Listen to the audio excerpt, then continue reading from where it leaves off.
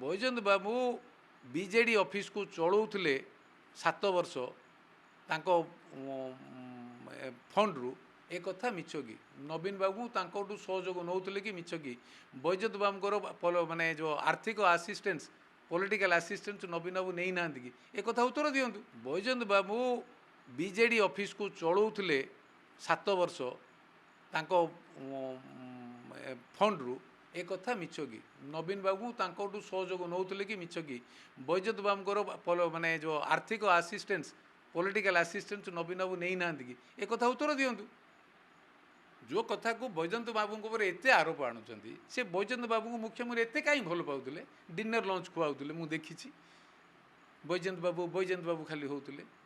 ବୈଜୟନ୍ତ ବାବୁକୁ ଡରିବାର ଆରମ୍ଭ କାହିଁକି ହେଲା? ଏଇ ଅଫିସର୍ସ ମାନେ ଆଉ କିଛି ନେତା ମାନେ ଏ ଯେ କେନ୍ଦ୍ରାପଡ଼ାର ଯେଉଁଟା ମହାକାଳପଡ଼ା ଆଳିବାଲା ଯେଉଁମାନେ ସବୁ ଆଜି ନିର୍ବାଚନ ଲାଗିଛନ୍ତି, ତାଙ୍କୁ ସେ ଯେଉଁ ଆଳିବାସୀଙ୍କୁ ଆଉ ମହାକାଳପଡ଼ାବାସୀଙ୍କୁ ଅନୁରୋଧ କରୁଛି, ଏ ଜାଗାରେ ଲେଖା ଛିଡ଼େଇ ଦିଅ।